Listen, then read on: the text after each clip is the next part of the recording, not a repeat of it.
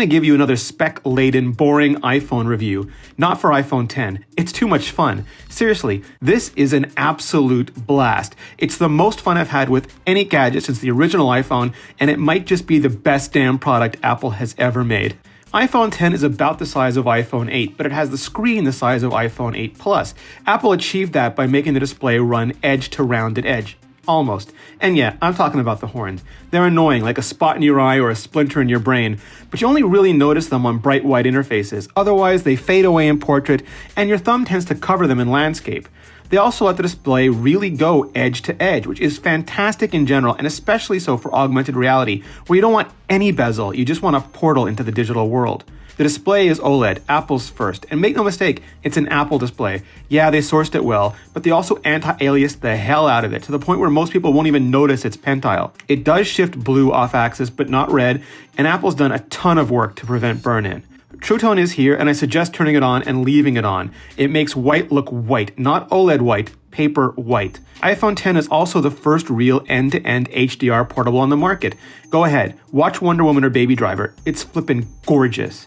Apple's also color calibrating each individual device at the pixel level. Ultimately, the biggest compliment I can give Apple OLED is that iPhone 10 looks like an iPhone. Not washed out, not oversaturated, but like an iPhone, only better.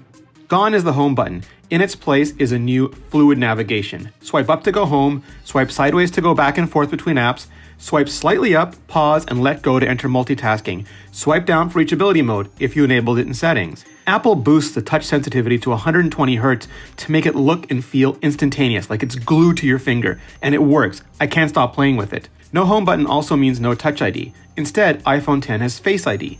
It has some limitations, like you can only register one face as opposed to 5 distinct fingers, but it works ridiculously well. So well you start to forget you ever had a passcode. So well it makes Touch ID start to feel like a chore. By default, you do have to look at your screen though, intently, like Eye of the Tiger intently. The downside of attention-aware interface is that you have to pay attention. If anyone has trouble with Face ID, this is going to be that. You can disable the attention requirement in settings if you want to increase the unlock angle and reduce unintentional unlock attempts, but it's more secure not to. The same TrueDepth camera that enables Face ID also enables portrait selfies. You get full-on bokeh effects and the new lighting effects. They're still in beta, especially when it comes to handling things like my Doc Brown hair, but computational photography is the future, Marty, and this is how we're going to get there. Apps can't access your Face ID data, but they can get rudimentary meshes, depth maps, and expression tracking.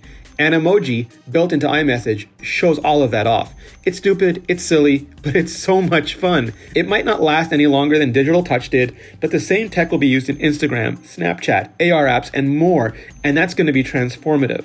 The back camera system on the iPhone 10 is about a third of a stop better than the one on iPhone 8. That's thanks to a f2.4 aperture optically stabilized telephoto lens. The rest is the same, including the outrageously cool 60 frames per second 4K video and 240 frames per second 1080p slow-mo.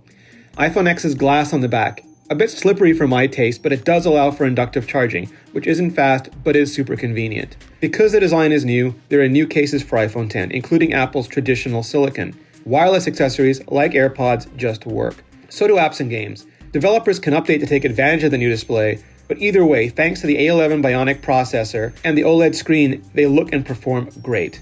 And that's the bottom line with iPhone 10. Sure, it has some flaws and some shortcomings, but from the moment you look and swipe, you smile.